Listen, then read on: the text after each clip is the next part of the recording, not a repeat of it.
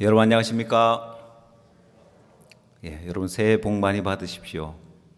오늘은 특히 또 일요일이 설날인 경우가 많지 않은데 특히 오늘 주일 낮하고 또 구정 설날하고 딱 맞물렸는데 그래서 많은 형제자매님들이 또 고향 가서 오늘은 또 줌으로 또 함께하는 형제자매님들 많이 계시고 또 현장에도 이렇게 또 많은 분들이 함께 계시는데 저는 오늘 5명만 올 줄 알았는데 오늘 굉장히 많은 분들이 함께해서 여러분 쳐다보면서 설교할 수 있어서 기쁜 것 같습니다. 우리가 코로나 시대에는 정말 아무도 없이 카메라 앞에서만 서서 말씀을 전한 때도 있었는데 오늘 또 함께 할 수 있어서 감사하고 또 올 한 해는 정말 아름다운 소식이 있는 날인데 우리가 새해 첫날부터 우리가 인도에 또 큰 하나님의 역사가 있었고 아름다운 소식을 마음껏 전할 수 있어서 정말 기쁘고 감사한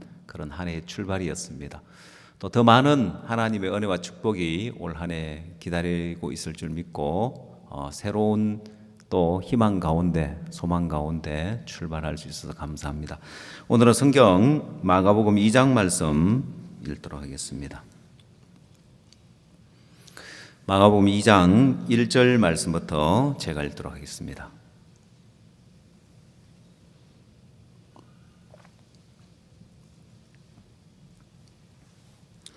수일 후에 예수께서 다시 가버나움에 들어가시니 집에 계신 소문이 들린지라 많은 사람이 모여서 문 앞에라도 용신할 수 없게 되었는데 예수께서 저희에게 도를 말씀하시더니 사람들이 한 중풍병자를 4사람에게 메워 가지고 예수께로 올세 무리를 인하여 예수께 데려갈 수 없으므로 그 계신 곳에 지붕을 뜯어 구멍을 내고 중풍병자의 누운 상을 달아내리니 예수께서 저희의 믿음을 보시고 중풍병자에게 이르시되 소자야 네 죄사함을 받았느니라 하시니 어떤 서기관 그들이 거기 앉아서 마음에 의논하기를 이 사람이 어찌 이렇게 말하는가 참나마노다. 오직 하나님 한 분 외에는 누가 능히 죄를 사하겠느냐.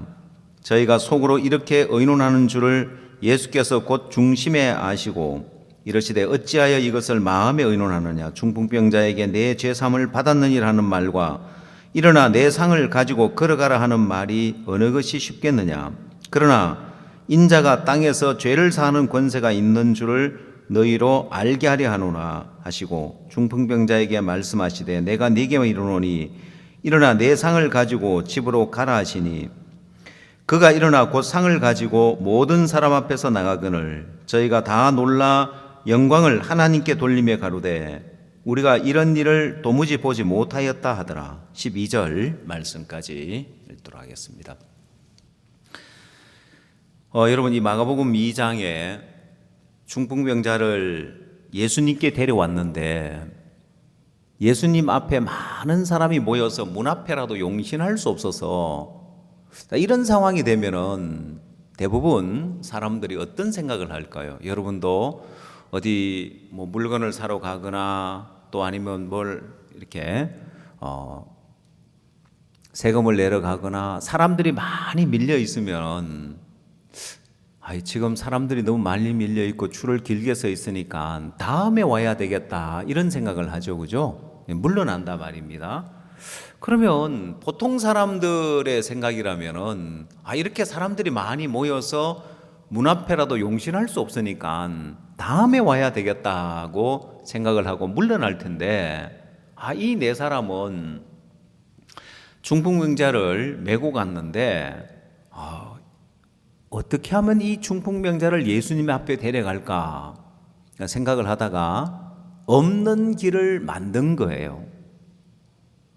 여러분 예수님 앞에 가는데 이 지붕을 뜯어가지고 뚫어가지고 중풍병자를 달아내렸다는 것은 이 마가복음 2장에서 이 내용은 아주 중요한 부분인데 여러분 삶에 이걸 적용할 수 있다면 여러분 인생은 너무너무 놀라운 인생이 될 수 있습니다. 많은 사람들이 성경을 보고 또 성경 내용을 알고 있지만은 그걸 자기 삶에 적용을 시키지 못하면은 그건 이론과 지식이 되어지고, 이걸 삶에 적용을 하면은 이 말씀 하나하나는 살아있는 하나님의 말씀이고 능력의 말씀이고, 여러분 삶에 너무너무 놀라운 사실들을, 너무너무 놀라운 변화를 가져다 줍니다. 여러분, 이 마가복음 2장에 중풍병자를 상에 매달아서 달아내렸다는 이 내용은, 이 내용을 알고 있는 사람들은 많이 있습니다. 그리고 여러분, 이 3절 말씀에 보면은 사람들이 한 중풍병자를 네 사람에게 메워 가지고 예수께로 올세 했습니다. 여러분, 이 네 사람은 누군지는 모르겠습니다. 네 사람이 자발적으로 우리가 이 중풍병자를 예수님 앞에 데리고 가서 어떻게 하든지 병을 고쳐야 되겠다, 이 네 사람의 어떤 의지가 아니라 사람들이 한 중풍병자를 네 사람에게 메워 가지고 예수께로 왔는데, 이 매는 사람이 있고 이 메고 가라고 지시하는 사람들이 있는 거예요. 그러면 이게 꼭 뭐와 같으냐면은 교회 인도자와 또 형제 자매들의 삶과 같은 거예요.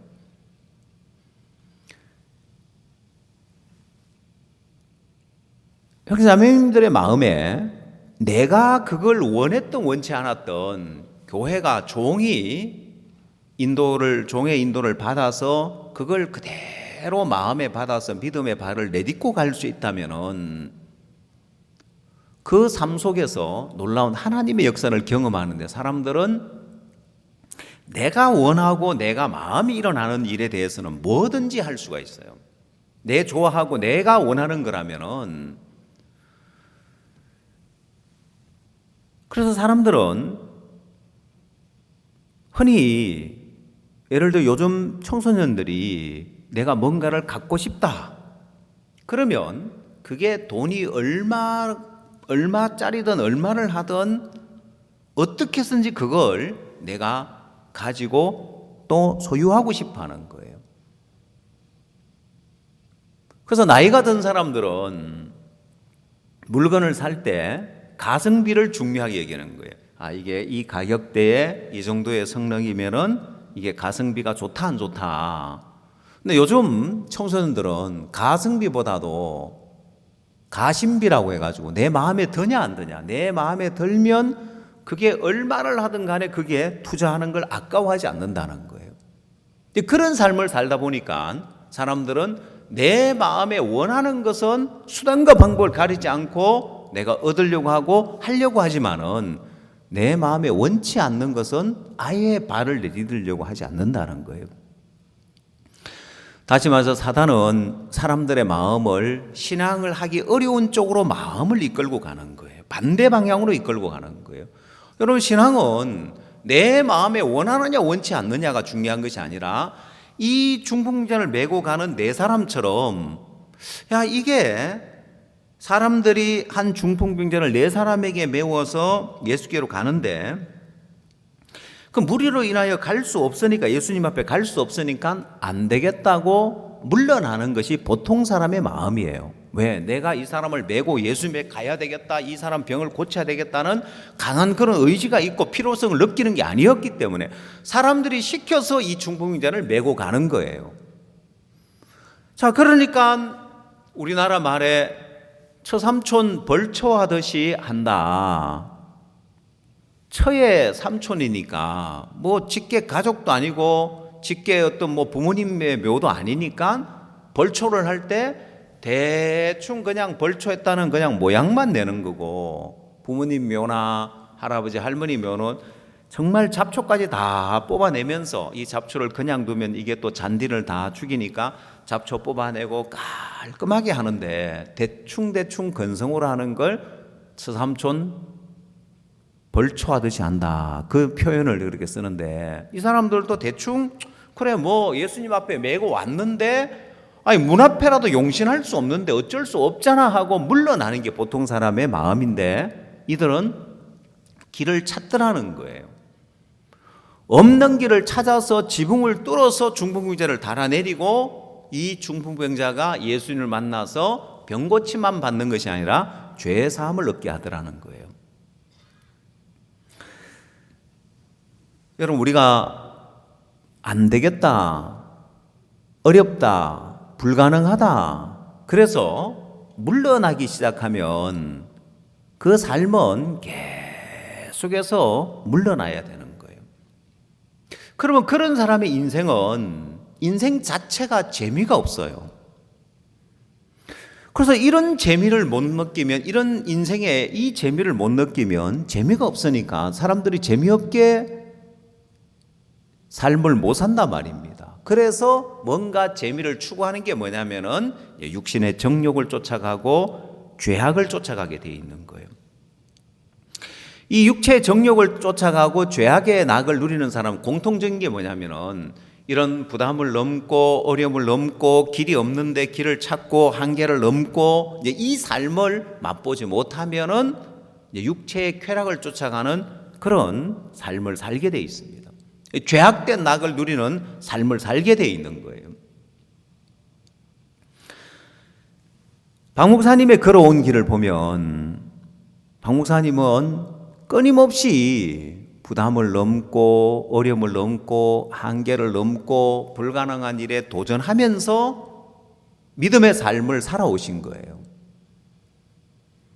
그 목사님은 한 번도 그 어렵고 안 될 것 같고 불가능해 보이니까 하지 말자가 아니라 이게 하나님의 뜻이고 복음을 위한 일이라면 어떤 일들 앞에서도 물러나지 않는 거예요.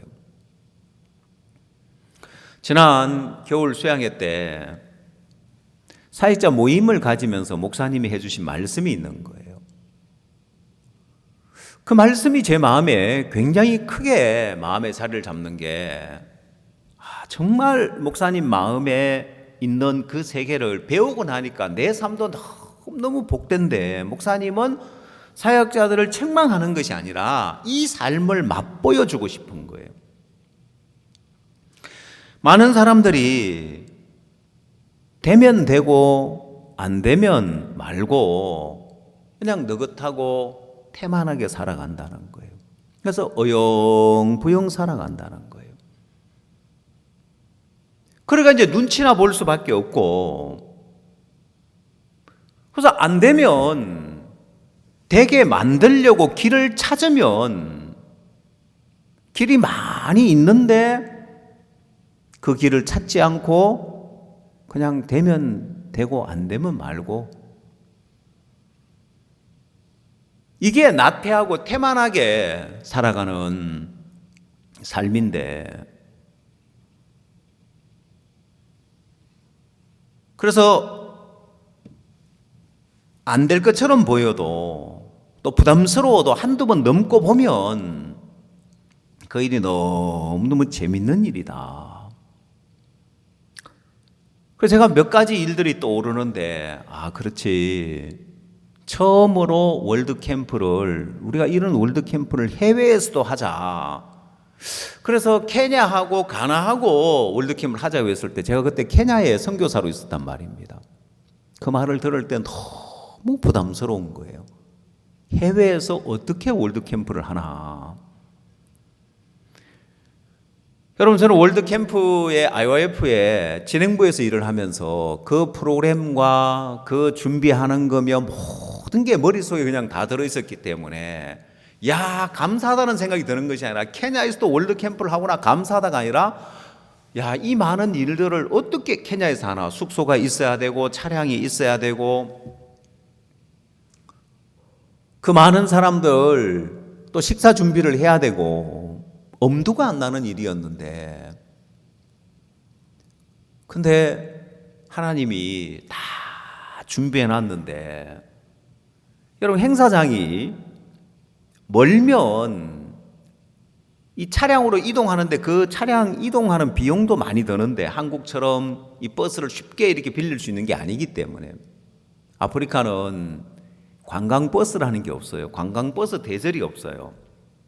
버스를 어떻게 빌리냐면은 지나가는 버스 이렇게 손 들고 들어가지고, 버스 우리가 얼마 줄 테니까 너 우리 사람들 태워줄래 하면은 가만 계산해 보면은 우리가 더 많은 돈을 제시하면 타고 있는 사람 다 내려 하고는 그 다음에 이제 그 차를 대절해 주는 거예요.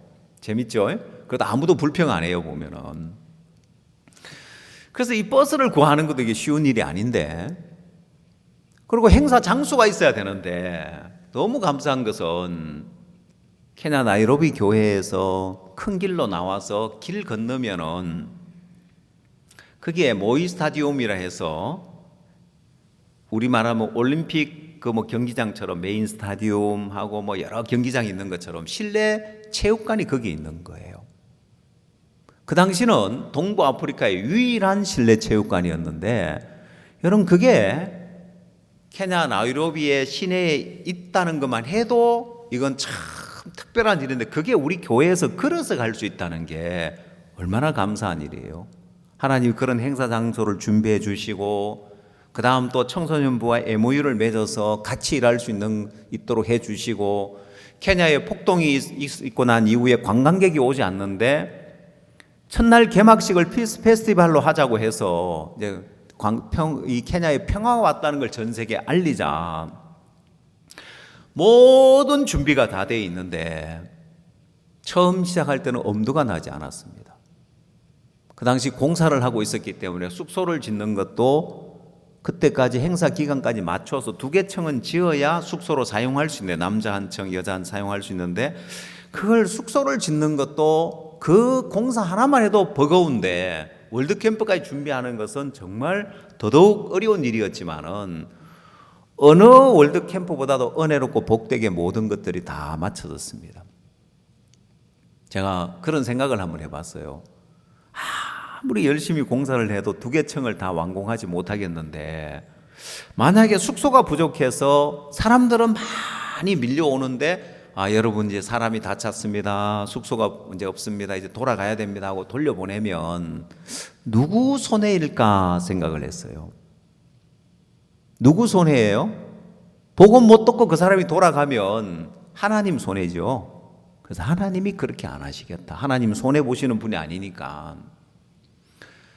그래서 그해 케냐와 가나의 월드캠프가 치러졌는데, 여러분 처음 한두 번 할 때 부담스럽지만은 부담을 넘어서 하다 보면 재밌는 일이 되어진다. 그 말씀이, 박 목사님 하신 그 말씀이 정말 맞는 게, 월드캠프를 하고 난 다음 주일 예배를 드리는데, 주일 예배에 월드캠프에 참석했던 우리 학생들 중에 200명이 주일 예배에 앉아 있는데 얼마나 감격스럽겠어요. 근데 월드캠프 행사 끝나고 만 것이 아니라 그 행사를 하기 위해서 우리가 1월 달부터, 연초부터 아카데미를 운영하면서 학생들을 모집하고 그 학생들에게 계속 복음 전하고, 그 학생들 중에 400명 정도 학생이 왔는데 그 중에 200명의 학생들을 또 뽑아서 반장으로 세우고 키워서 그 학생들이 고스란히 주일 예배에 다 왔는데 너무너무 감격스러운 일인 거예요. 한두 번 하다 보니까 너무 재밌는 일이고, 그 이후에는 전 세계로 월드캠프 확산되면서 한 해에 크고 작은 월드캠프를 한 50군데 정도 했단 말입니다. 처음 할 때는 부담스러웠지만은 나중에는 그 누구나 할 수 있는 일이고, 전 세계 50곳에 월드캠프를 할 정도로 너무 감사하고 복된 일이 되어진 거예요. 여러분 인생에도 마찬가지입니다. 내가 처음 한두 번 할 때 부담스러워서 그렇지, 그래서 부담스러운 일을 피하고 물러날 거냐, 아니면 그 부담을 넘을 거냐. 그래서 목사님께서 사역자 모임을 하면서 잠언 22장 18절에 나오는 말씀을 해주셨는데,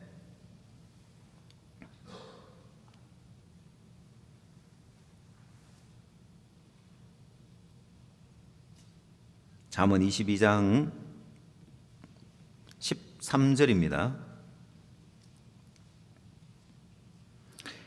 게으른 자는 말하기를 사자가 밖에 있은즉 내가 나가면 거리에서 찢기겠다 하느니라.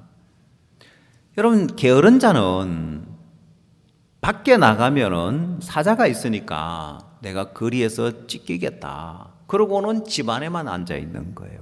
영적으로 게으른 자는 이 일을 하려고 하니까 부담스럽고 저 일을 하려고 하니까 부담스럽고, 그래서 그냥 적당히 자기가 살아온 해온 그 안에서 머물러 있으려고 하는 거예요. 여러분, 이번 인도 집회도 마찬가지였습니다. 아프리카에 가서 또 많은 역사가 일어나고 남미에, 미국에 전 세계 역사들이 일어나는데, 여러분, 제가 담당한 지역은 중국, 인도, 몽골, 네팔, 대만 이런 나라들인데 다 핍박이 있는 나라인 거예요. 중국은 아예 우리 선교사 다 추방돼서 아무도 없고, 몽골도 사역자들이 여러 명 추방됐고, 네팔도 지금 추방될 수 있는 그런 위험한 상황 가운데 있고, 뭔가 크게 행사를 할 만한 그런 나라가 없는 거예요. 근데 인도 힌두 정권이 정치를 잡고 있는데, 우리는 빨리 정권이 바뀌어서 옛날처럼 자유롭게 선교사들이 지낼 수 있고 자유롭게 복음 전할 수 있는 그 때를 기다렸는데, 인도 정부의 힌두 정부가 바뀌질 않는 거예요. 왜 박 목사님을 초청을 못했냐면은, 수년 전에 박 목사님을 초청하려고 합창단도 다 가고 목사님 가려고 합창단 비자 신청을 했는데 캔슬 당한 거예요. 그리고 한번 캔슬을 당하면은 다음에 비자 받기가 더 어렵기 때문에 목사님은 그때 이제 비자 신청을 할 수가 없었고 행사를 할 수가 없었습니다. 근데 참 감사한 것은 한 가지 길이 열린 게, 이제는 인도 비자 신청을 온라인으로 신청해 이 비자를 받을 수 있는 거예요. 전자 비자를 받을 수 있는 거예요. 그래서 직접 가서 면담하고 이게 아니라 그냥 거기에 있는 내용을 적기만 하면 되니까 비자 받기가 수월해졌죠. 그래서 합창단도 한꺼번에 비자 신청을 하지 말고 예전에 캔슬 당한 적이 있기 때문에 한 명씩 넣어보니까 비자가 나오는 거예요. 문제가 없죠, 비자 받기에는. 근데 문제는 뭐냐면은, 인도에서는 외국인이 설교할 수 없다는 그런 법이 있기 때문에, 이번에 가서 목사님이 집회를 하고 나면은 다음에 다시 인도에 못 들어갈 수도 있다, 이제 그런 우려 때문에 계속해서 행사를 미뤄온 거예요.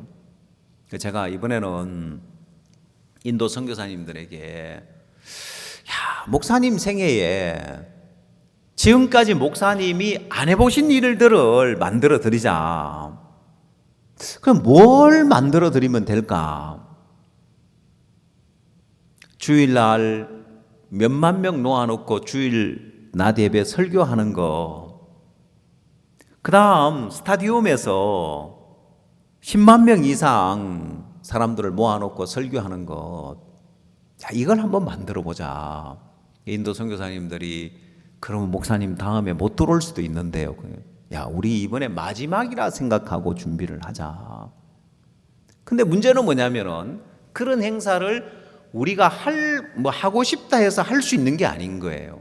왜냐하면 교회에서 주일 예배를 드리는 거는 교회 예배당에서 하는 거라면, 스타디움 집회를 하려면은 허가를 받아야 될 게 한 12가지 정도 허가를 받아야 되는 거예요, 모든 부분에. 근데 그건 우리가 받을 수 없는데, 누군가가, 인도의 현지 목사님 중에 누군가가 나서서 그걸 해줘야 되는 거예요. 물론 주일 낮 예배를 드리는 것도 마찬가지입니다. 주일 낮에 외국인을 초청해서 예배를 드리려면 그 이후에 나중에 이 소식을 알게 되면 경찰에 조사를 받아야 되는데, 그걸 위험을 감수하면서 해줄 수 있는 목사가 있느냐. 근데 너무 감사한 게, 지난 11월 서울 대전도 집회 때 CLF 목회자들을 초청했는데 많은 목사님들이 오셨어요. 근데 인도에서 온 목사님이, 원래 오려고 한 목사님이 일정이 안 돼 다른 목사님을 보낸 거예요. 원래 안일구말 목사님이 오시려고 했는데 자기 도저히 시간이 안 돼서 자기 같이 일하는 조수아 목사님이라고 이분을 보냈는데, 이 조수아 목사님은 한국 올 생각도 안 했는데 내가 못 가니까 네가 좀 대신 가주라. 그리고 자기가 막 바쁜데, 이분은 조슈아 목사님은 자기는 이 목회를 전적으로 하는 것이 아니라 사업을 해서 자기는 사업해서 복음을 뒷받침하는 그런 은사가 있다면서 사업하는 분이에요. 말은 목사라고 하지만 이제 사업적으로 이제 그렇게 하고, 그래서 목회하는 부분이나 뭐 또 지난 코로나 때 목회자 어려우니까 자기가 어려운 목회자들에게 도움을 주면서 자기가 도와주는 걸 안 하고 몇 억을 그분들 코로나 어려운 목회자를 위해서 도와줬다고 하더라고요. 이런 일을 하는 분이에요.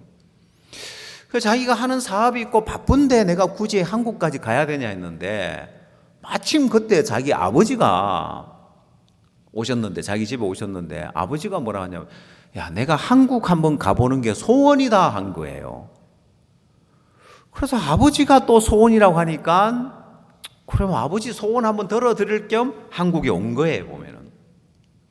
그래서 이분이 한국 대선도 집회에 참석하고 CLF에 참석을 했는데, 이분이 참석하셔서 목사님에게 뭐라고 하냐면은, 목사님, 인도에 와서 복음을 전해 주십시오. 자기는 2년 반 동안 우리 선교의 말씀을 2년 반 전에 그때는 굉장히 갈등을 했다는 거예요. 아니, 어떻게 우리가 의롭다고 할 수 있냐. 날마다 죄를 짓는데. 그래서 마음에 많은 갈등과 싸움이 있다가 2년 반 동안 갈등하다 이분이 복음을 깨달은 거예요. 그러고는 이제 목사님에게 우리가 하고 싶은 것들을 이분이 마치 대변이라도 하듯이, 목사님, 토요일 날 출발해서 일요일 날 인도에 도착할 수 있으면 주일 예배에 2만 명 모이는 교회 주일 예배에 초청을 하고 싶습니다. 그리고 스타디움 집회에 강사로 목사님을 초청하고 싶습니다. 이 복음을 인도에 전해야 됩니다.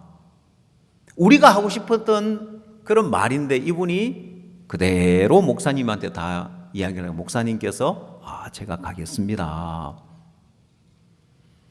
그래서 일이 시작되었는데 하나님이 돕는 자를 붙이는 거예요.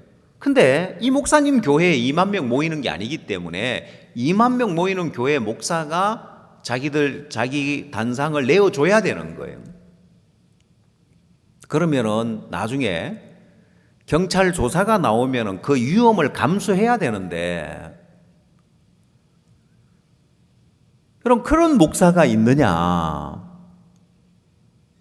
그래서 찾은 교회가 호산나 교회라고, 이 호산나 교회 목사님이 자기 주일 낮 예배의 메인 시간에 목사님을 강단에 세우는 것을 허락을 한 거예요. 그래서 이 목사님은 사실 우리가 잘 모르는 목사님인데, 이제 이렇게 한국에 왔다 간 CLF에 참석한 목사님들하고 연결되어져서 연결되었는데, 이 목사님이 박우수 목사님을 자기 예배에 초청해서 2만 명 모이는 교회에서 예배를 드리는데, 여러분, 우리도 지금까지 2만 명 모이는 교회에서 주일 예배를 드려본 적이 없는데, 문제는 뭐냐면 우리가 일주일 전에 미리 갔는데, 미리 가서 그 예배당을 좀 보고 뭐 이렇게 방송 시설도 뭐 스태프들이 가서 보고 했는데 이걸 허락질 않는 거예요. 오지 말라는 거예요. 왜? 여러분, 그 도시에는 외국인이 없는 도시인 거예요. 하이드라바드라는 도시가 있는데, 하이드라바드에서 차로 한 5시간 떨어져 있는 거리에 비제와다라는 도시가 있는데, 거기서 또 시골로 1시간 정도 들어가야지, 거기가 이제 기독교 지역인 거예요. 그러다 보니까 거기는 외국인이 아무도 없어요. 비제와다라는 거점 도시를, 거기를 우리가 거점으로 숙소를 거기서 넣어서 1시간 거리 되는 데를 옮겨 다니며 행사를 했는데, 사실 우리가 미리 가서 집 밖에 나오질 못했습니다. 외국인이 없는 도시니까. 혹시 이제 목사님 오시는데 누가 될까 싶어서, 우리가 괜히 설치고 돌아다녔다가 문제시 될까 싶어서 우리는 안에서 있고, 그 다음 현지 사역자들이 일을 해줬는데, 제가 이번에 가서 인도에 대해서 더 마음이 열리는 게, 인도 현지 사역자님들이 일을 너무 잘해주는 거예요. 그래서 우리가 일명 아바타 전법이라고. 아바타 전법 아십니까? 우리는 안에 있고 현장에서 모든 걸 띄워주는 분은 인도 현지 사역자님들인 거예요. 내 일을 너무너무 잘해주는 거예요. 야, 이 현지 사역자님들이 이렇게 말을 잘 알아듣고 마음을 받아서 우리 수족처럼 움직여주고 일을 해주는데 너무 감사했습니다. 2달 동안 그 전 지역을 다니면서 집회 초청을 하고, 저도 제가 아프리카 케냐에서 1000명의 목회자들을 모을 때 제가 아프리카 케냐 전역 시골 구석구석을 다니면서 한 일이 있었습니다. 그게 뭐냐면은 우리가 전하는 말씀의 맛을 보여준 거예요.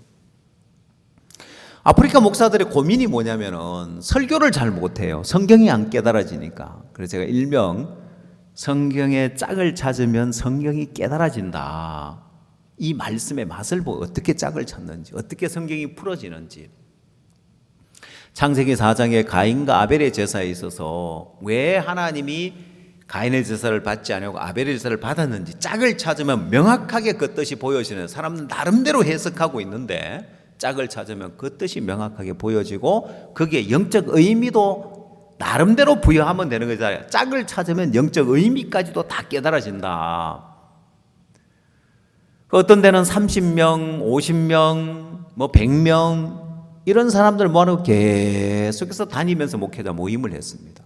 그 아프리카 구석구석 안 가본 곳이 없다 싶을 정도로 목회자들이 모인 곳에는 다 다니면서 말씀을 전했고, 그 말씀의 맛을 본 사람들이 목사님 모시고 하는 목회자 모임 때 참석을 한 거예요. 1000여 명 되는 목회자들이 오게 된 이유가 거기 있거든요.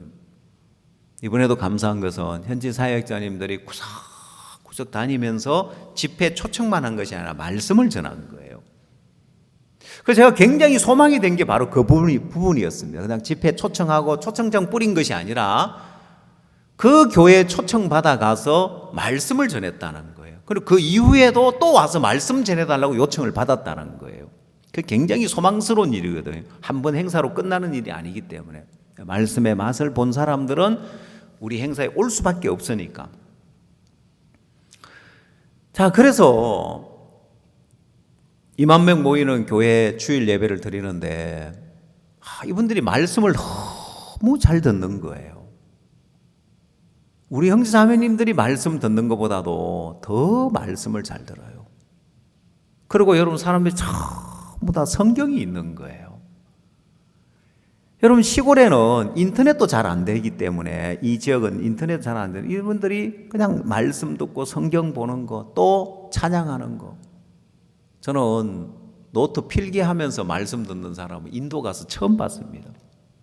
처음에는 우리 형제인 줄 알았습니다. 근데 거기는 우리 형제가 없어요. 일반 교회인데.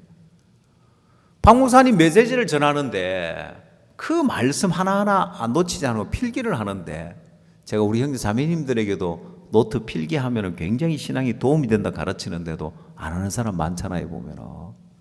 근데 안 시켰는데도 인도 사람들은 노트 필기하면서 말씀을 듣는 거예요.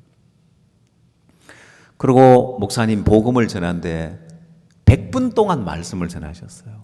여러분, 인도에 또 참 감사한 것은 한국말하고 영어로 하고 그 다음에 그 지역에 있는 현지어로 해야 되는데 또 인도 형제 자매님들은 통역을 또 그래 잘하는 거예요. 저 형제도 박 목사님 말씀 듣고 바로 통역을 텔레그로 통역을 하는데, 목사님 그 통역을 어떻게 이렇게 잘하냐 하니까 한국에 3개월 와 있었대요. 또 부천에 와 있었다 하더라고요. 아니, 한국 3개월 와 있다 갔는데 목사님 설교 통역을 막 목사님 중간에 형제에게 진정을 시키는. 왜냐면 형제도 흥분해가지고 막 목사님보다 막 더 막 흥분해가 막 형제 진정하고 이 형제도 감격스럽잖아요. 목사님 오신 것만 해도 감격스러운데 그 많은 사람 앞에서 복음을 전하면 얼마나 감격스러워요, 보면은. 그러니까 너무 복된 시간이었는데 목사님 100분 동안 말씀을 전하셨습니다. 1시간이 넘어가고 충만하게 100분 동안 말씀 전하고 나니 제사함 받은 사람 손 들어보라고. 재산 받아 손드는데 너무 감사했습니다. 그리고 이 호산나 교회 목사님을 초청하고 인터뷰를 했는데 뭐라고 이야기하셨냐면은 이분 간증을 잠시 읽어드리겠습니다. 그라시아스 합창단이 부른 노래는 마치 천국에서 듣는 찬양 같았습니다. 그리고 특히 목사님이 전해주신 삶의 간증은 정말 감동적이었습니다. 말씀이 마치 혁명같이 느껴지고 새롭게 발견되는 부분이 많았습니다. 이런 말씀은 처음 들어봅니다. 목사님께서 전해주신 메시지는 지금까지와는 전혀 다른 새로운 말씀이었습니다.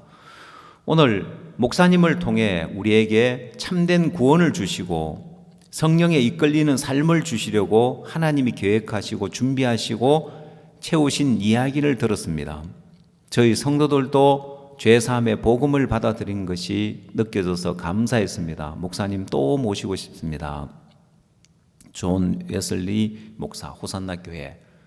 여러분, 짤막한 이번의 간증이지만은 여러분, 여기서 저희 성도들도 죄사함의 복음을 받아들이는 것이 느껴져서 감사했습니다 했죠, 그죠? 왜냐하면은 자기는 복음을 못 전해주는데 목사님 복음 전에 다 손을 죄사함 받아서 이렇게 돼서 손을 드니까 죄사함의 복음을 받아들이는 것이 느껴져서 감사했고, 목사님을 또 모시고 싶습니다.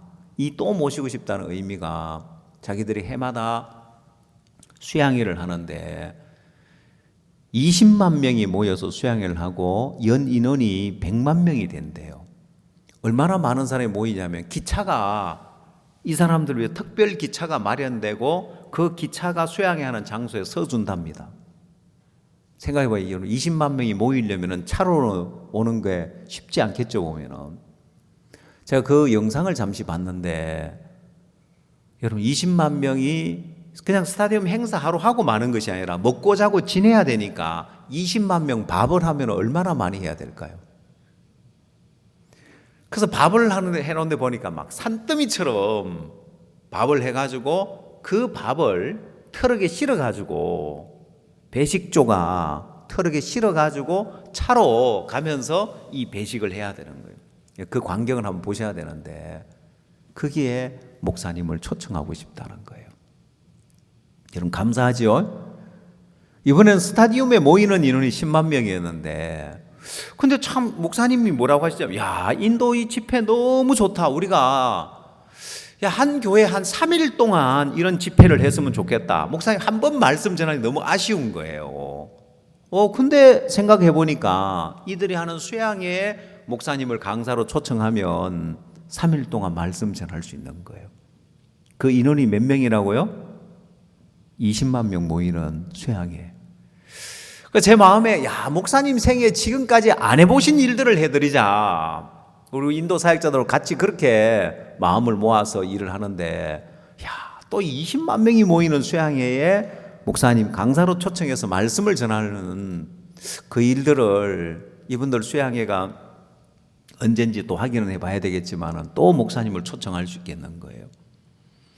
근데 이 목사님은 경찰에 조사받을 수 있는 그런 위험을 무릅쓰고 이런 행사를 했는데, 그만큼 이분은 그 지역에 영향력 있는 목사인 거예요. 그러니까 뭐 경찰의 뭐 그런 어떤 조사나 이런 것에 대해서는 뭐 그렇게 그다지 두려워하거나 뭐 그렇게 무서워하지 않을 만큼 그만큼의 큰 세력을 갖고 있는 거예요. 왜냐하면 정치인들은 항상 표를 의식하잖아요, 보면은. 하나님도 이런 돕는 자를 우리에게 붙여 주셔서 집회를 할 수 있도록 예비해 놓으셨고, 두 번째 날은 CLF를 하는데, 사실 CLF도 우리가 목사들 5천 명도 모을 수 있는 거예요.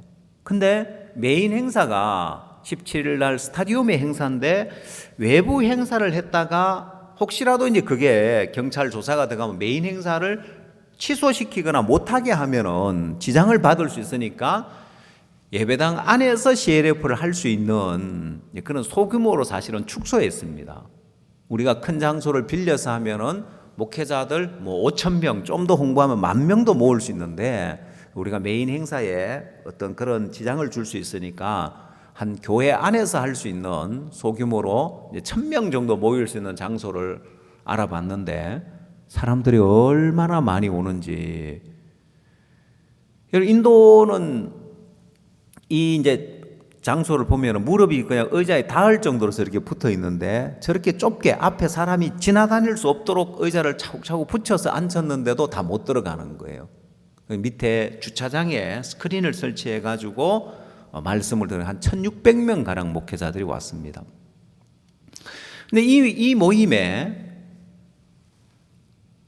전날 호산나 교회 존 웨슬리 목사님이 생각도 안 하는데 참석을 한 거예요. 이 존 웨슬리 목사님은 다른 어떤 모임에 행사에 잘 가지 않는다며, 자기가 제일 큰 목사고 자기 교회가 제일 큰 교회니까. 근데 여기에 참석을 한 거예요. 우리가 올 줄을 몰랐고 이분이 올리가 생각을 못했는데 이분이 왜 왔겠어요? 목사님 말씀을 더 들으러 온 거예요. 목사님 말씀 듣고 싶어서 이분이 온 거예요. 여러분, 인도는 아프리카도 비슷하지만 VIP석이 있습니다. 옆에나 앞쪽에 의자부터가 달라요. 남들은, 다른 사람은 이제 플라스틱 의자에 앉으면은 저렇게 소파를 갖다 놓는데, 예배당에 보통 앞쪽에 있을 때도 있고 저 옆에, 강대상 옆에 있을 때도 있는데, 목사님 계시고 그 옆에 있는 분이 스타디움 집회를 준비하는 안일 꾸말 목사님입니다. 이 목사님이 여기 앉아서 이제 말씀을, 이제 찬양을 듣고 목사님이 강대상에 나가시니까 이분이 자리를 옮겨서 맨 강대상 앞자리 맨 앞에 가시는 거예요. 왜요? 내가 목사님 말씀을 이렇게 VIP석에 앉아서 내가 뭐 이렇게 말씀을 들어야 되겠냐면 맨 앞자리 가서 말씀을 들어야 돼요. 근데 또 이 목사님 역시 손에 펜이 들려 있죠. 노트 필기하면서 목사님 말씀을 얼마나 잘 듣는지 몰라요. 그리고 역시 이 CLF 목회자들, 그러니까 이 안일 꾸말 목사님도 큰 목사님이죠. 호산나 교회 목사님도 큰 목사님이죠. 그리고 이 지역을 대표하는 목사님들 뿐만 아니라 많은 목회자들이 와 있는데, 이 목회자들이 1600명 모였다는 것은 얼마나 많은 그런 성도들이 있는, 이건 상상할 수도 없는 거예요. 그래서 이분들 역시 복음을 전하는, 이때도 역시 목사님 100분 동안 말씀을 전하셨습니다. 죄사함 받은 사람 또 손들어, 목회자들 전부 다 또 죄사함 받았다고 손을 드는 거예요. 그 목사님들의 간정도 참 은혜로운데 다 읽어드리지 못하지만, 어떤 목사님은 예수님이 사마리아 그 가나마다 현장에 잡힌 여자 앞에 손가락으로 땅바닥에 글을 썼다고 했잖아요, 그죠? 자기는 지금까지 성도들한테 이 여자의 죄를 갖다가 기록했다고 가르쳤대요. 근데 목사님이 새 언약에 대해서 기록했고, 너희 죄와 너희 불법을 기억지 아니하는 새 언약이기 때문에 이 여자가 그 글을 보고 나서, 여자야 너를 고소하던 그들이 어디냐, 너를 정죄한 자가 없느냐 했다. 주여 없나이다고 하잖아요. 그래야 맞죠. 죄를 기록했으면 죄가 더 많지. 뭐 그런 목사님들의 간정, 이번에 자기가 죄 사함 받고 의롭게 됐다는 간정, 그리고 저 스타디움 집회에 초청한 저 목사님은 주수상이 있는데, 주수상은 한 주가, 인도는 한 주가 뭐 7, 8천만 명, 뭐 1억 명 되는 주도 있는데, 그래서 그 주에 제일 높은 사람이 주수상입니다. 보통 주수상은 힌두 정권에서 주수상을 하는 경우가 많은데, 이 주는, 안드라프라데시라는 이 주는 주수상이 기독교인인 거예요. 근데 그 아내가 구원을 받았어요. 그 아내가 구원을 받고 난 다음에, 저도 제가 이번에 가서 알았는데, 그 아내가 구원을 받고 남편이 주수상이 되고 난 다음에, 수상이 되고 얼마 안 있어서 저를 그 수상 관저로 초청을 했습니다. 그래서 가서 자기 남편에게 복음 전해달라는 거예요. 이건 이제 개인적으로 복음 전하는 거니까 사진 찍는 사람이나 비서들이나 다 물리고 다 나가라고 하고, 그 부부만 앉혀놓고 제가 복음을 전했습니다. 그분이 아직도 수상을 하고 계시는 거예요. 저는 오래전 일이라서 수상이 당연히 바뀐 줄 알았는데 이번에 다시 선거가 있다고 하더라고요. 그러니까 이분이 선거 앞에 기독교인 외국인 목사를 초청해서 하면 불법인데, 막 이걸 주수상이 주선했다고 하면 떠들면 선거에 지장이 있기 때문에 뒤에서 이제 도운 거예요. 앞에는 전혀 나서지 않고 뒤에서 도우셨는데, 그래서 우리가 그 행사를 할 수가 있는 거예요. 뒤에서 이렇게 돕고, 또 거기에 일반 경찰들, 그 주위에 있는 그 지역에 있는 질서를 잡는 거 이런 것들도 허가를 신청해 허가를 받고 모든 걸 다 해야 되는데, 이 모든 허가가 일사천리로 다 나오게 된 거예요. 그리고 이 안일구말 목사님은 그 처남인데, 주수상이 처남이니까 그런 영향, 이 지역에서 이분이 그렇게 나서서 그런 행사를 주선할 수 있는 거예요. 이분도 역시 말씀을 듣고 이런 간증을 남겼는데 읽어드리겠습니다. 레이기에 대해 이렇게 깊이 있게 말씀을 들어본 적이 없습니다. 우리가 어떻게 의로워졌는지 목사님께서 정말 상세하게 전해주셨습니다. 말씀이 정말 놀랍고 우리의 영적인 눈을 띄워주셨습니다. 우리가 예수님 피로 말미암아 의로워졌다는 말씀이 정말 놀라웠습니다. 하나님의 사람이 오면 하나님께서 사람들이 말씀을 들을 수 있는 마음을 준비해 주신 것 같습니다. 목사님 말씀을 듣는 사람은 삶이 바뀔 것입니다. 목사님이 하시는 말은 하나님의 말씀이기 때문입니다. 목사님을 모시게 된 인도가 큰 복을 입는 것 같습니다. 이번 구디와다 집회도 너무 복될 것입니다. 박 목사님께서 이 연세까지 말씀을 전해주셔서 정말 감사합니다. 안일 구말 목사. 자, 이 내용이 보면 구디와다 집회도 너무 복될 겁니다 하는 거. 이건 이제 CLF를 16일 날 했고, 그때 이제 간정이고 17일 날 구디와다에서 스타디움에서 이제 집회를 하는데, 벌써 이제 소망스러운 게 이 복음을 그 10만 명에게 전할 거에 대한 소망을 이야기하는 거예요. 이제 중요한 것은 스타디움에 과연 얼마나 많은 사람이 올까? 여러분, 예전에는 전 세계적으로 코로나 전에는 많은 사람들이 모였는데, 코로나 이후에는 이렇게 대규모 행사나 이런 일들에 사람들을 모으는 게 어려워졌습니다. 자기들도 그 장소에 사람들을 가득 채우는 데는 자기들도 자신이 없는 거죠.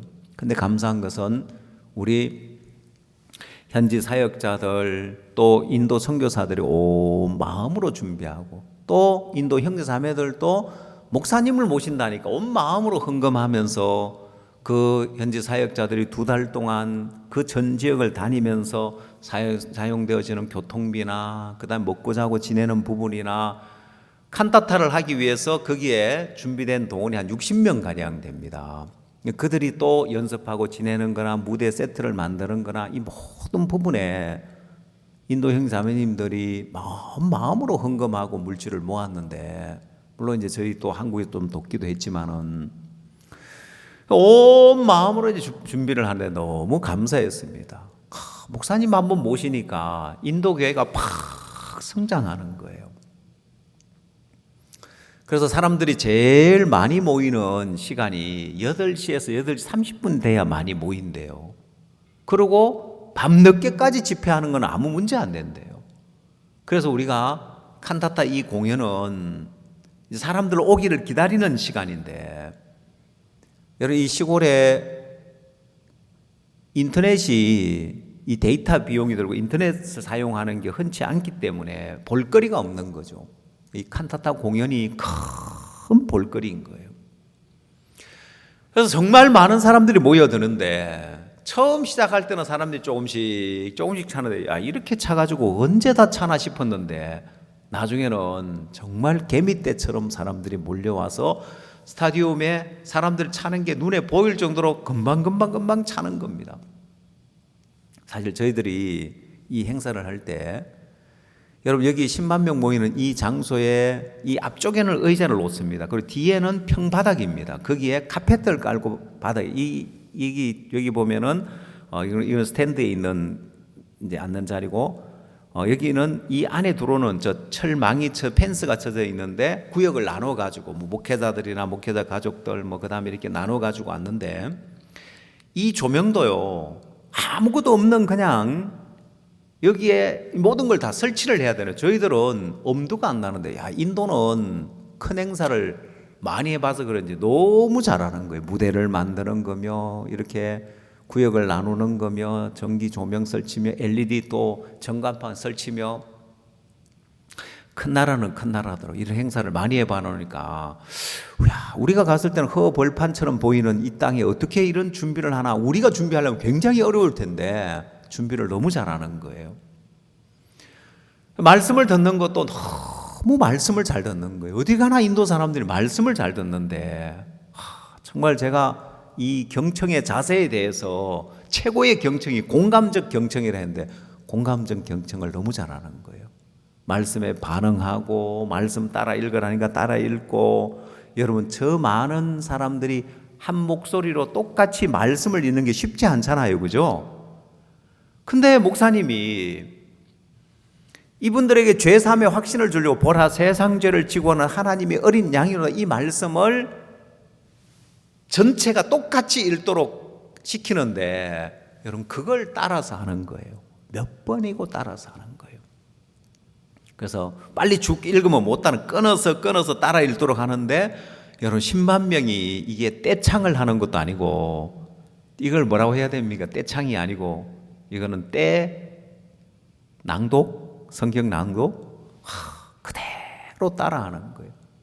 그러고 제사함 받은 사람 손들어 가는데 그 많은 사람이 또 다 제사함 받아 손드는 거예요. 그러니까 목사님이 또 오고 싶을까 안 오고 싶을까요?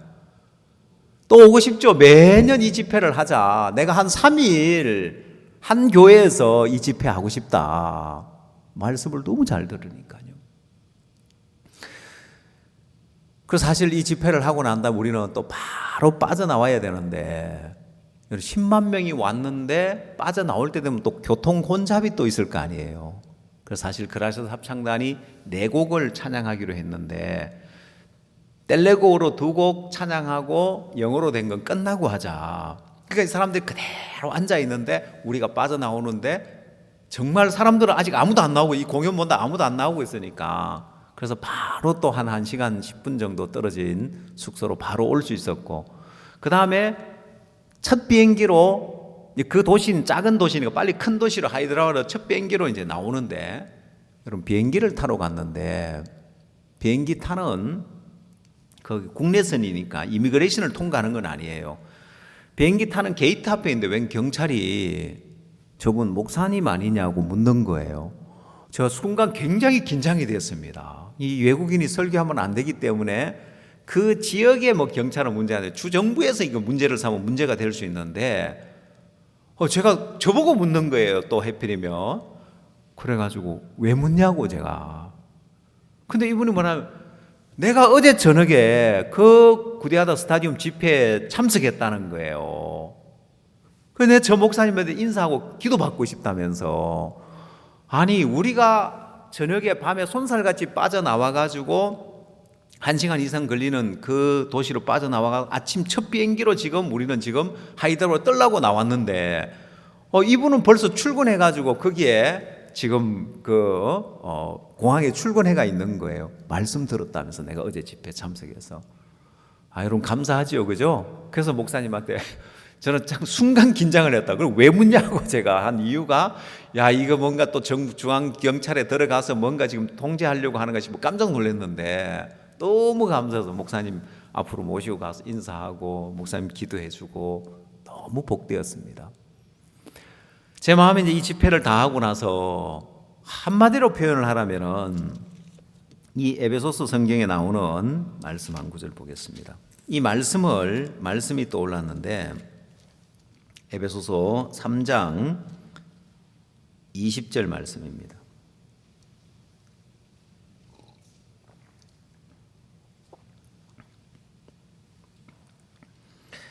우리 가운데서 역사하시는 능력대로 우리의 온갖 구하는 것이나 생각하는 것에 더 넘치도록 능히 하실 이에게 교회 안에서와 그리스도 예수 안에서 영광이 대대로 영원 무궁하기를 원하노라. 아멘.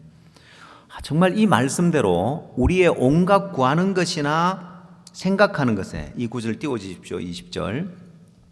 너무 구절을 빨리 내리는 걸 좋아하는 것 같은데 방송실은 좀 띄워놓으십시오. 여러분 우리의 20절입니다. 우리의 온갖 구하는 것이나 생각하는 것에 더 넘치도록 하실리. 여러분 우리가 생각만 했는데 이 목사님 생에 안 해본 일들을 하게 해드리면 좋겠다 생각만 했는데 우리의 생각하는 것에 또 우리가 구하는 것에 더 넘치도록 하신다는 거예요. 그래서 우리는 2만 명 모아놓고 주일 예배를 드리고 10만 명, 20만 명 모아놓고 목사님 설교하게 해드리자. 근데 하나님은 더 넘치도록 20만 명 이상 모여서 수양회 하는 그 모임에 목사님을 초청을 하는 거예요. 20만 명이 모여서 연인은 100만 명이 온다고 하는데 여러분 우리가 생각하는 것에 더 넘치도록 하시더라는 거예요. 여러분 이런 하나님이 계시는데 우리가 부담스럽다고 어렵다고 물러나면은 그게 여러분 얼마나 큰 악이냐는 거예요. 그게 밖에 나가면 사자가 있다고 게으른 자의 마음인 거예요. 그게 태만하고 나태하게 어영부영 살아가는데 그 삶은 그 인생은 살았다 하나 죽은 인생과 같은 거예요. 여러분 오늘 읽은 이 성경의 중풍병자를 달아내린 이 사람들 안 되면 말고 갔는데 용신할 수도 없는데 어떻게 들어가냐 안 되면 말고 물러나는 것이 아니라 길을 찾더라는 거예요. 없던 길을 만드는 거예요. 지붕을 뜯어서라도. 그럼 여러분 벽을 뚫고 들어가면 안 될까요? 여러분 그 벽이 오늘날 벽처럼 콘크리트 그럼 옹벽으로 돼 있을까요? 아니겠죠, 그죠? 그 당시 뭐 집 벽이라고 해봐야 나무판이나 뭐 흙이나 뭐 별거 아닌 집으로 돼 있을 텐데 지붕을 뚫을 수도 있고 옆에 벽을 뚫을 수도 있고 안 된다고 물러나는 것이 아니라 길을 찾으면 수많은 길이 있는데 물러나는 거예요. 하나님은 우리의 구하는 것이나 생각하는 것에 더 넘치도록 하나님 우리를 위해 준비해 놨는데 우리가 물러나는 거예요. 근데 여러분 한 가지 알아야 될 게 뭐냐면은 여러분 이 중풍병자 여러분 중풍병자가 뭡니까? 중풍이 뭐예요? 요즘 말하자면은 뇌졸중에 뇌출혈이 일어나서 이 수족이 내 마음대로 안 움직여지는 병인 거예요. 그러면 이건 마치 뭐와 같아요? 영적으로 뭐와 같으냐면은 여러분 이런 부분에 대해서 예수님이 어떻게 표현을 해놨냐면은 마태복음 26장을 찾으십시오. 마태복음 26장 41절 말씀.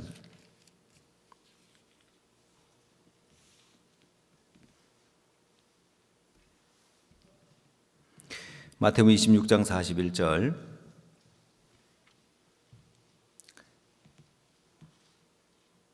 시험에 들지 않게 깨어있어 기도하라 마음에는 원이로되 육신이 약하도다 하시고 여러분 이게 마음에는 원이로되 육신이 약하도다 했는데 이게 영적인 중풍병인 거예요.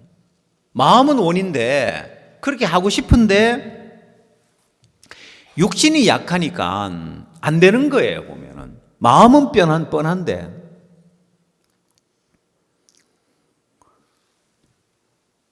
그게 여러분 우리는 아담과 하와가 범죄함으로 말미암아서 전부 다 영적인 중풍병에 걸려버린 거예요. 대부분 사람들이 착각하는 게 있어요. 착각하는 게 뭐냐면은 내가 하면 할 수 있는데 하면 자꾸 일이 많으니까 부담스러우니까 안 한다. 아니, 여러분 그거는 삼손이 머리털이 잘리고 힘은 다 잃었는데도 자기는 하면 할 수 있는 줄로 알잖아요. 아니요. 하려고 해봐요. 되는가? 못해요. 안 돼요. 여러분 중풍병자가 마음은 원이로되 육신이 약하도다. 원하는 대로 안 움직여지는 거예요. 왜? 여러분 전에 뻔히 움직였던 그게 있으니까.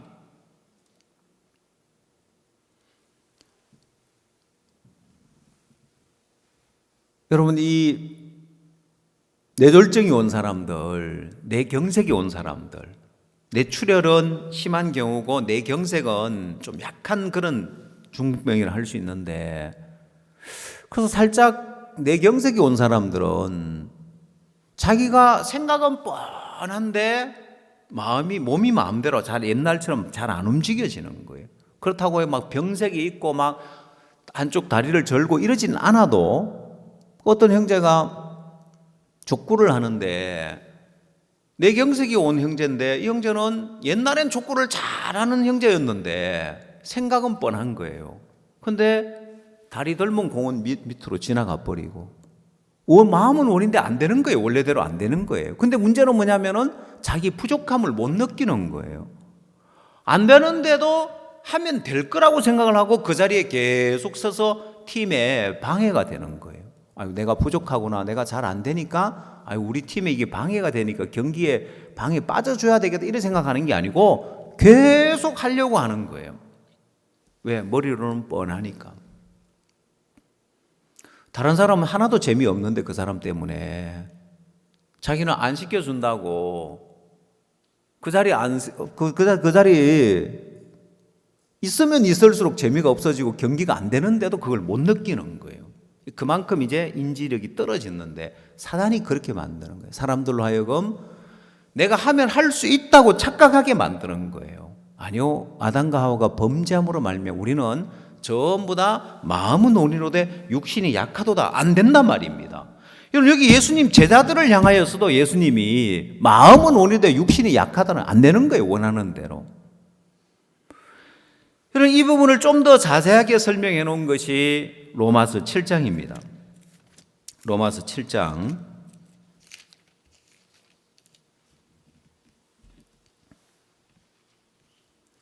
18절 말씀 보겠습니다.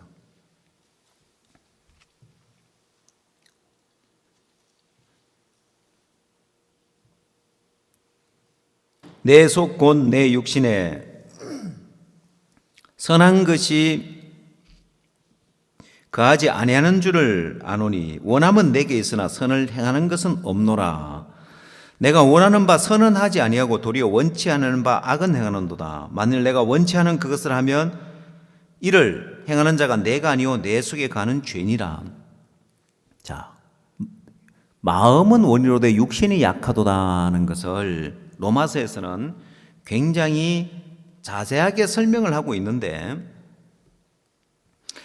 이 로마서 7장에서는 내 속 곧 내 육신에 선한 것이 거하지 않은 줄 아는 원함은 내게 있으나 선을 행하는 것은 없노라 했습니다. 원함만 있다는 거예요. 행하려고 하면 행할 수 있느냐? 아니요. 행하려고 아무리 애써도 안 되게 돼 있어요. 내가 원하는 바 선은 하지 않고 도리어 원치 않은 바 악을 행하는데 내가 원치 않은 그것을 하면 이를 행한 자가 내가 아니고 내 속에 가는 죄다. 마음은 원이로되 육신이 약하다는 거예요. 또한 8장 3절 말씀을 보면은 로마서 8장 3절 율법이 육신으로 말미암아 연약하여 할 수 없는 그것을 하나님은 하시나니 곧 죄를 인하여 자기 아들을 죄 있는 육신의 모양으로 보내어 육신의 죄를 정하사.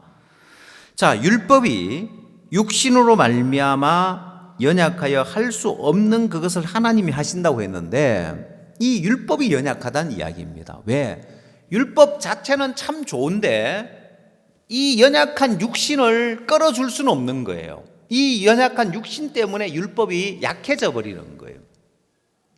안 되는 거예요. 율법도 연약하고 육신도 연약하고 예수님이 아니면 안 되는 거예요. 근데 여러분 마음에서 내가 이렇게 해야 되겠다면 할 수 있느냐? 아니요.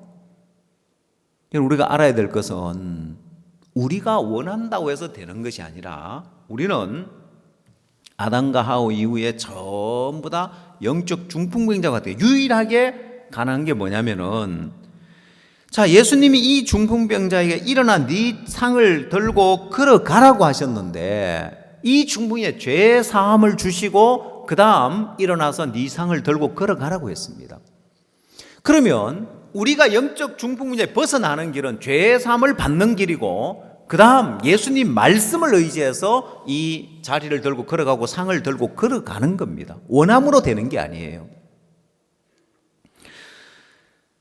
자, 대부분 사람들이 실패하는 경우가 뭐냐면은, 이게 하나님의 뜻이고 하나님 기뻐하는 일이니까 내가 하면 될 줄 알지만은 내가 원한다고 되는 것이 아니라 믿음을 배워야 되는 거예요.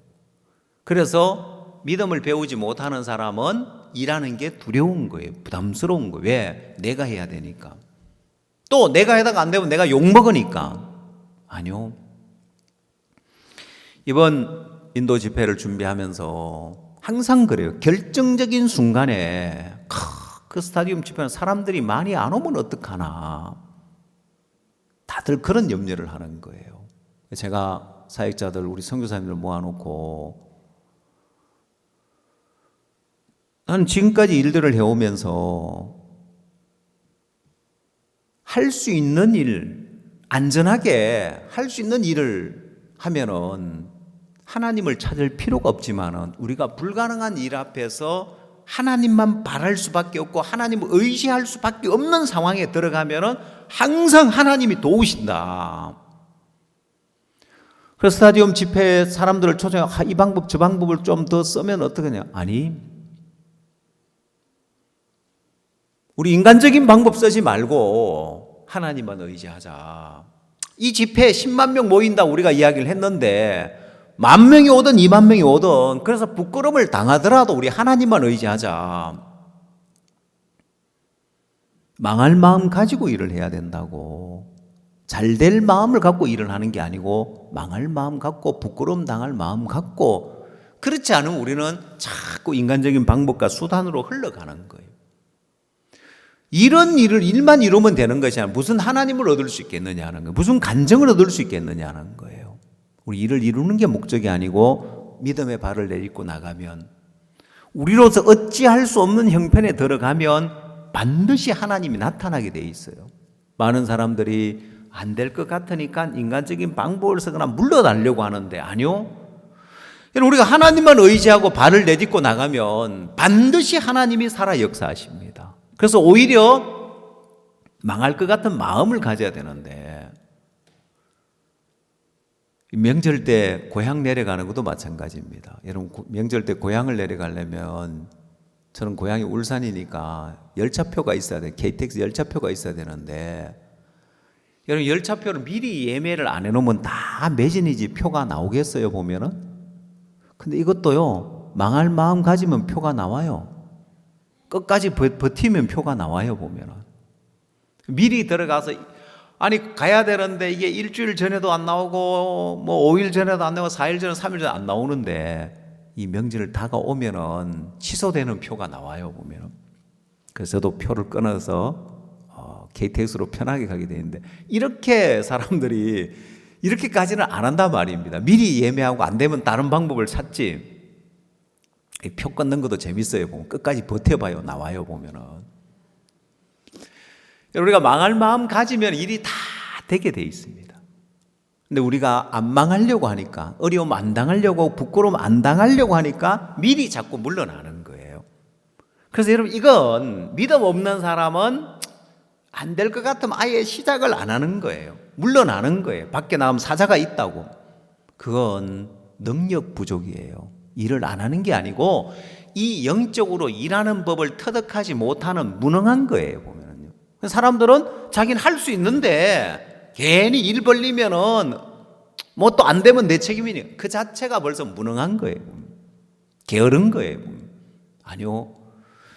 이 믿음의 세계, 이 맛을 보면, 이걸 터득하면 안 될 것처럼 보이고 불가능할 것처럼 보이지만은 발을 내디뎌 보는 거예요. 사실 인도 집회 우리가 10만 명 모으는, 20만 명 모으는 집회 목사님 초청하자.